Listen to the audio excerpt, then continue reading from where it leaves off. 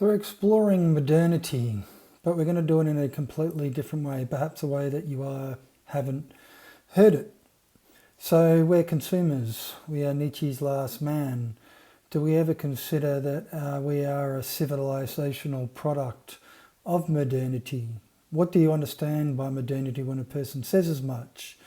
Is it wrapped around, let's say, abstract kind of theorizing, or the intellectual development that gave rise to it, not the actual practical implementation of what it means to be modern?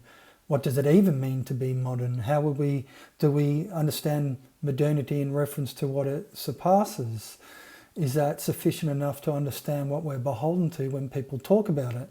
Now, let's step back from modernity and let's look at it from the practicalities of our everydayness. We're given as consumers, are we not? So is to be modern just to be given as a consumer?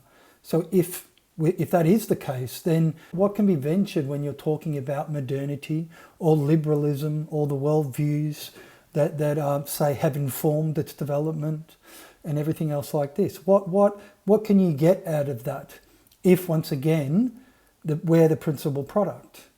And so if you're engaging in questioning about like what have we lost in this no place, let's say, when modernity totalizes to the exclusion of other ways of doing or being, well, look at the totalising claim through, say, the auspices of the powers that be that ultimately are immanentizing what would be a dystopian future. If we're only seeing the machinations of the powerful implement, say, something that we're not cognizant of, that we are ultimately the cannon fodder for, but then, well, how would we come to know that ultimately we're implicated, that maybe parasitism is a value add to the bias genie that's been set for our lives? So therefore, the parasite that we can plainly see that we play host to, that it allows people to then externalize the issue and then to create narratives around it, maybe to put it in a binary of left, right, maybe now even between civilizational domains, maybe different forms of religiosity, Islam, Christianity, Judaism, Hinduism, fucking Taoism, pick a card, any fucking card. And yet, what are all these ways of orientating towards, say, authoritarianism or the contestation of ideas, in inverted commas, if you don't step back from all that kind of that white noise and just consider one solitary question about the way how you produce yourself? So once again, if you are the product and modernity is just a fancy term for you to disregard that you are the product, how do you fucking produce yourself as Nietzsche's last man? How do you become an actuary whereby you maintain the very system of your capture in spite of the self that you don't know because you're orientated towards life marginally? How would you ever know that if you get beholden to people talking about modernity or liberalism and then they don't think, well, hang on, life is just commerce, isn't it? It's a buyer's journey. We've got to focus on getting ahead. We've got to focus on maximising the value of our time. We've got to secure our freedom through financial independence. We have to make sure that we make money, through a way that we can be orientated towards, maximising the yield on our investment as a redundancy, though, ultimately. Because people invest in themselves as X or Y, but the totalising claim of a consumer is always transcendent to what you sell yourself on. So if you don't question the difference between your life and the totalising claim of buyer's journey, and so the consumer that you are, then ultimately what you do is that you sell a niche in order to perpetuate the same system that nobody fucking gives any consideration to. It will be aspirational branding at best. It will be different brand voices. It will be a niche within a market. It's marketing, it's existential propaganda is what it is. If you think of modernity or liberalism, and that maybe potentially the way how that we become interchangeable, the way how that we're just credit instruments, that we are useful up to a use-by date.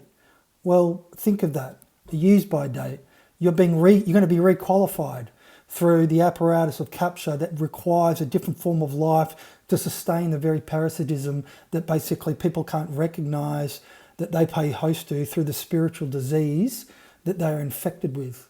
How can we say that we're all infected with a spiritual disease? Time is not a fucking value. Time is not a value. It is a value judgment. It is immanentized a theology. It legitimizes compensatory exercise that life is sold as. You seek a return, all right? You seek a return, not the genesis. You seek a return on your actions to maximize a yield. You're a farmer at best.